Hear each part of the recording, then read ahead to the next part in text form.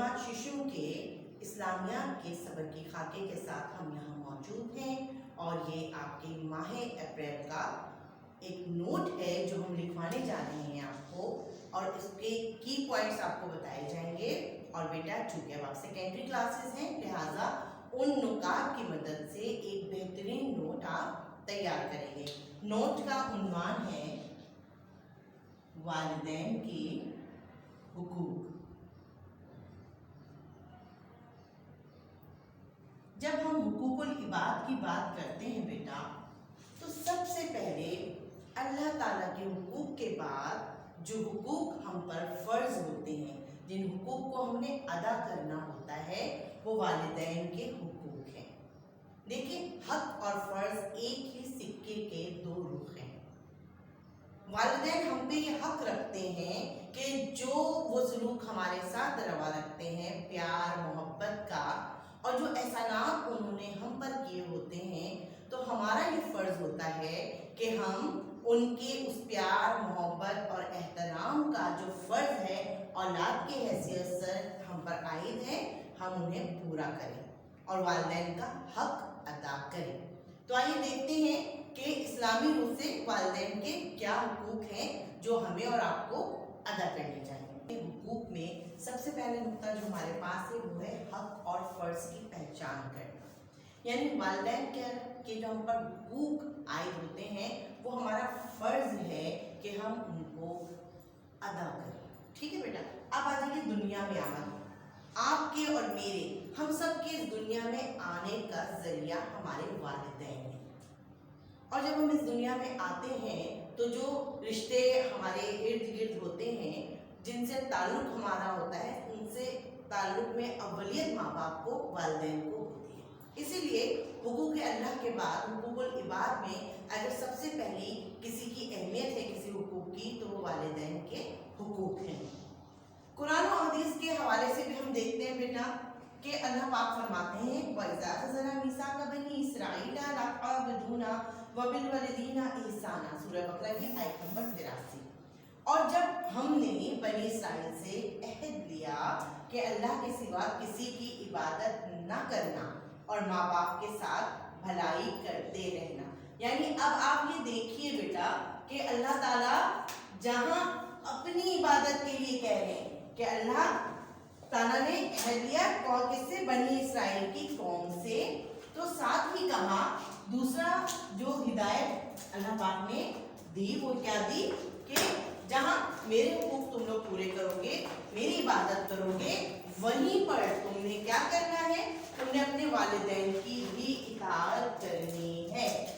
ठीक है, तो कुरान पाक में जगह जगह अल्लाह पाक ने वालिदैन की इताअत, वालिदैन की फरमाबरदारी से मुताल्लिक अपने बंदों को हिदायत फरमाई है। अब आइए देखिए हदीस मुबारक है यहाँ पे मेरे पास, इम्मा यबलगुन्ना नकल किब्रा अहदुहुमा आओ किलहुमा फला तकुल लहुमा उफ़्फ़िन वला तनहरुमा वकुल लहुमा क़ौलन करीमा। यानी अगर इनमें से एक या दोनों तुम्हारे सामने बुढ़ापे को पहुंच जाएं, तो उनको उफ तक ना कहना और ना उन्हें झिड़कना और ना उनसे बेअदबी से बात करना। ठीक है, अब जब इतनी सारी कुरान और हदीस की आयतें और हदीस मौजूद हैं हमारी हिदायत के लिए, तो हमें एक सच्चे पक्के मुसलमान बनने के लिए और एक फर्माबरदार औलाद बनने के लिए इन पे गौर व फिक्र करना चाहिए। और अपने वालिदैन को ख़ास तौर पर हदीस मुबारका में क्या फरमाया गया है कि जब वो बुढ़ापे की उम्र को पहुँचे। अब आपको यहाँ पे मैं एक नुक्ता बताऊँ, ये क्यों फरमाया गया है बेटा, इसलिए फरमाया गया, आपने देखा होगा कि जब बच्चे छोटे होते हैं, है ना, वो जिद भी करते हैं, वो बातों को समझते भी नहीं हैं और वालिदैन को तंग भी करते हैं। इंसान की ये फितरत है, कुदरत का ये निज़ाम है कि जब हम और आप बूढ़े हो जाएंगे तो हमारी आदतें, हसरतें बिल्कुल उस बच्चे की तरह हो जाती हैं कि जो बात को समझ नहीं पाता फौरी तौर पे, जो बार बार बात पूछता है, जो जिद करता है। ठीक है, तो अब जब हम इस उम्र को पहुंच जाएं वालिदैन, یا ہمارے والدین، تو اب ہمیں کیا کرنا ہے؟ اب ہمارا یہ فرض ہے بیٹا کہ جس طرح انہوں نے ہمیں بچپن میں پالا، ٹھیک ہے، پیار محبت سے سکھایا سمجھایا، اب ہمارا ہی ٹرن ہے، اب ہماری باری ہے، اور ہم نے اسی محبت سے، اسی اخلاص سے، اسی ادب سے، اسی احترام سے اپنے والدین کی کسی بات پہ ان سے چڑھنا نہیں ہے، ان کو جھڑکنا نہیں ہے۔ غور کریں، آج کے بچے اکثر کیا کرتے ہیں؟ والدین ان کی ہدایت کے لیے کوئی بات کہتے ہیں تو آپ لوگوں میں سے بعض بچے جھڑک دیتے ہیں، ان کی بات نہیں سنتے، ان کی بات نہیں مانتے، ہے نا؟ ایسا کرتے ہیں نا؟ جو امی ابو کہہ رہے ہوتے ہیں آپ اس کے اگینسٹ، ان کے خلاف کر رہے ہوتے ہیں۔ وہ آپ کی ہدایت کے لیے، آپ کی تربیت کے لیے، آپ کے اچھے مستقبل کے لیے آپ کو ٹوکتے ہیں بیٹا۔ تو اب آپ کا کیا فرض ہے کہ ایک ایسے رہنما والدین جو آپ کو اللہ پاک نے عطا فرمائی، یہ نعمت عظمیٰ ہے، یہ بہت بڑی نعمت ہے بیٹا کہ آپ کے پاس والدین موجود ہیں، والدہ موجود ہیں، والد موجود ہیں۔ کبھی ان بچوں پہ، ان لوگوں کی طرف نظر دوڑائیے جو ان میں سے کسی ایک نعمت سے محروم ہے، ان کی زندگی میں اور اپنی زندگی میں فرق کو محسوس کیجیے، وہ ایک بہت بڑی نعمت سے محروم ہے۔ اللہ پاک ہم سب کے والدین کا سایہ ہم پر سلامت رکھے، اور عہد کیجیے آج سے کہ آپ اپنے والدین کا احترام کریں گے، ادب کریں گے اور ان کے حقوق پورے کریں گے۔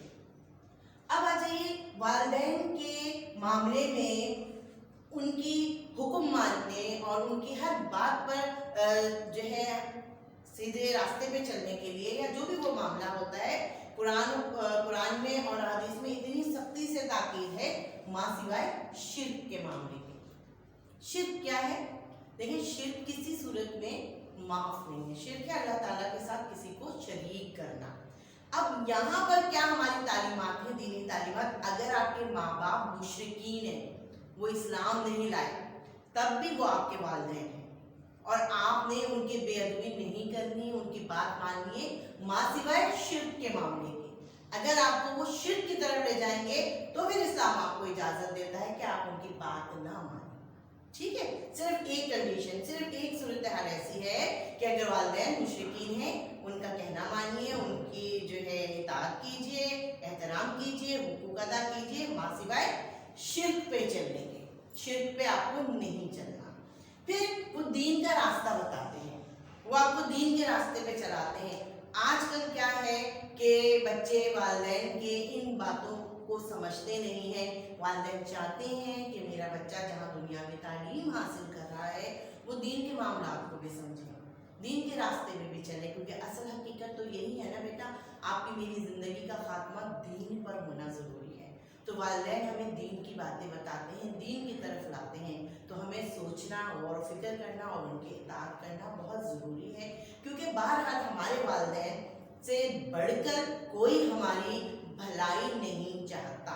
والدین ہر حال میں اپنی اولاد کا بھلا چاہتے ہیں۔ پھر ایک جگہ فرمایا گیا کہ خوار ہوگا وہ شخص، خوار ہوگا وہ شخص، خوار ہوگا۔ صحابہ کرام نے آپ صلی اللہ علیہ وآلہ وسلم سے پوچھا، یا رسول اللہ کون شخص؟ تو فرمایا وہ شخص خوار ہوگا جس نے اپنے ماں باپ کی اطاعت نہیں کی، ان کے حقوق پورے نہیں کیے، نافرمان اولاد، ٹھیک ہے؟ اور باپ کی رضا کو ہر کام میں بہت زیادہ اہمیت دینے کی تاکید کی گئی ہے۔ جہاں باپ کی ہدایت پہ چلنے اور اس کی رضا میں راضی رہنے پر حضور پاک صلی اللہ علیہ وسلم نے تاکید کی، وہیں باپ کے حقوق سے تھوڑے زیادہ ماں کے حقوق فرما دیے گئے۔ کیوں فرما دیے گئے؟ کیونکہ ماں وہ ہستی ہے، والدین میں ماں سب سے زیادہ تکلیفیں اٹھاتی ہے۔ ایک تو تخلیق کا کرب، یعنی آپ پیدا ہوتے ہیں، ماں کے ذریعے اللہ پاک اس دنیا میں لاتے ہیں، تو وہ تخلیق کا کرب۔ پھر جب بچے کو پالا پوسا جاتا ہے تو آپ نے دیکھا ہوگا، فطرت ہے، نظام قدرت ہے کہ ماں سب سے زیادہ بچے کی تکلیف کا خیال رکھتی ہے اور اس کی تکلیف میں، خود تکلیف میں مبتلا ہوتی ہے، اپنے آرام کو ترک کر دیتی ہے، چھوڑ دیتی ہے، اور اولاد کے آرام کی خاطر آپ نے بعض دفعہ یہ مثال سنی ہوگی کہ بچہ چھوٹا ہوتا ہے، بستر گیلا کرتا ہے تو ماں بچے کو اٹھا کے خشک جگہ پہ رکھتی ہے اور خود گیلے پہ سو جاتی ہے، تو یہ ہوتی ہے ماں، ٹھیک ہے بیٹا؟ تو ماں کی قدموں تلے اللہ پاک نے جنت رکھ دی کس لیے رکھ دی؟ کہ آپ اس کی اطاعت کریں، اس کا حکم مانیں، اس کے فرما بردار رہیں۔ جب اس فرما برداری سے ماں خوش ہوگی تو آپ کو دعا دے گی، اور اللہ پاک ماں کی دعا ضرور سنتے ہیں، اور جس نے اپنے ماں باپ کو راضی کیا اللہ پاک نے اس کے لیے آخرت میں بہت بھلائی رکھی۔ کہتے ہیں کہ ماں کے قدموں تلے جنت ہے، تو باپ کی خدمت کرنے سے جنت کا دروازہ کھلتا ہے نا بیٹا؟ تو آپ کو اپنے والدین کی اطاعت کرنی ہے۔ خندہ پیشانی سے پیش آنا، خندہ پیشانی کہتے ہیں حسن سلوک۔ جیسے کہ میں نے شروع میں آپ کو بتایا تھا کہ جب انسان بوڑھا ہونے لگتا ہے تو اس کی فطرت، اس کی عادتیں دوبارہ بچپن کی طرف لوٹ جاتی ہیں۔ میں آپ کو ایک واقعہ بتاتی ہوں، یا یہ سمجھ لیجئے ایک فرضی کہانی سن لیجئے کہ ایک باپ اپنے بیٹے سے کہتا ہے کہ یہ کیا چیز ہے، ٹھیک ہے، بلکہ وہ کہتا ہے کہ آج کیا دن ہے، تو بیٹا کہتا ہے بدھ ہے۔ باپ دوبارہ پوچھتا ہے تو وہ کہتا ہے کہ ابو آج بدھ ہے۔ باپ دوبارہ کہتا ہے کیا دن ہے؟ جب وہ زائد دفعہ پوچھتا ہے، 2 3 4 5 دفعہ، تو بچہ جو اس کا لڑکا، جو اس کا بیٹا ہوتا ہے، وہ چڑ جاتا ہے، کہتا ہے وہ آپ کو ایک دفعہ بتایا تو ہے، کیا سمجھ میں نہیں آتا؟ تو پھر اس کے بعد مسکراتے ہیں اور کہتے ہیں کہ بیٹا جب تو چھوٹا تھا اور تو نے ہوائی جہاز کی طرف اشارہ کر کے مجھ سے 150 دفعہ پوچھا تھا یہ کیا چیز ہے، تو ہر دفعہ میں نے تجھے پیار سے بتایا تھا۔ تو یہ ہوتے ہیں بیٹا ہمارے والدین، کہ وہ اپنے بچے کو جب سکھاتے ہیں، جب اس کی تربیت کر رہے ہوتے ہیں، تو وہ بچہ جو نادانی میں حرکتیں کر رہا ہوتا ہے اس کو بہت محبت سے ڈیل کرتے ہیں، ہے نا؟ ایسے ہی کرتے ہیں نا۔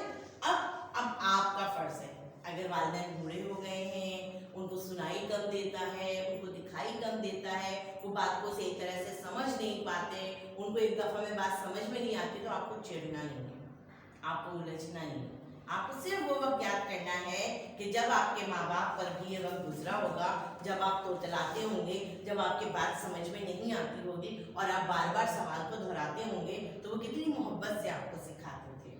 دعائے خیر کے بارے میں بتاؤں بیٹا، کہ میں نے کہا آپ سے کہ کچھ بچے ایسے ہوتے ہیں کہ جو اس دولت سے محروم ہوتے ہیں، یا کچھ والدین وقت کے ساتھ ظاہر انسان کو جانا ہے تو اس دنیا سے رخصت ہو جاتے ہیں۔ تو میں ایک آپ کو بات یہاں بتاتی چلوں کہ آپ اپنی دعاؤں میں انہیں ہمیشہ یاد رکھیے۔ آپ ان کے لیے نیک اولاد، ماں باپ کے لیے اولاد کے جو ہوتی ہے وہ صدقہ جاریہ کا سبب ہوتا ہے۔ صدقہ جاریہ کیا ہے؟ صدقہ جاریہ وہ صدقہ ہے جو مرنے کے بعد بھی جاری رہتا ہے نا؟ تو اگر اولاد نیک ہے اور وہ نیک عمل کرتی ہے تو اس کا ثواب ان کے والدین تک بھی پہنچتا ہے۔ پھر اس کے ساتھ ہی والدین کے حق میں دعائے خیر کرنی چاہیے۔ دعائے خیر کس طرح کرنی چاہیے کہ والدین اگر اس دنیا سے چلے گئے ہیں تو آپ نے ان کی مغفرت کی، ان کے بلند درجات کی دعا ہر نماز میں، آپ جب بھی دعا مانگیں تو اپنی دعا کی ابتدا ہی ماں باپ کی دعا سے کریں، اور اگر وہ حیات ہیں تو آپ ان کی صحت کے لیے، شفائے کاملہ کے لیے، شفائے عاجلہ کے لیے، صحت کاملہ کے لیے بہت زیادہ دعا گو رہیں، اور یہ دعا کریں کہ ان کا سایہ اللہ پاک ہمارے سروں پہ تادیر قائم رکھیں۔ تو بیٹا یہ نکات تھے، نکات پہ آپ ایک بہت بہترین نوٹ تیار کر سکتے ہیں، اور آپ کو یہ نوٹ تیار کرنا ہے، اور اس کے بعد آپ مدد دے سکتی ہیں اپنی اسلامیات کی کتاب سے، کیونکہ آپ کے سبق کا ایک حصہ بھی یہی ہے، حقوق العباد کا، والدین کے حقوق۔ آپ وہاں سے بھی اپنی مدد دے سکتے ہیں نوٹ کو بہتر بنانے کے لیے، اور ان نکات کی مدد سے بھی آپ ایک بہترین نوٹ تیار کیجیے۔ انشاءاللہ تعالیٰ آپ سے پھر دوبارہ بہت جلد ملاقات ہوگی، تب تک کے لیے اپنا خیال رکھیں۔ اللہ حافظ۔